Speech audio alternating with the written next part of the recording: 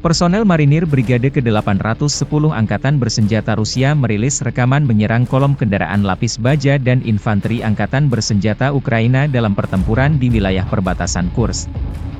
Marinir Sevastopol terus menghalau upaya terobosan musuh dan melakukan serangan balik, demikian keterangan video 18 Agustus. Rekaman lain, operator drone FPV dari kelompok pasukan Dnepr menghancurkan dua pos kendali UAV Angkatan Bersenjata Ukraina di tepi kanan Dnieper di wilayah Kherson.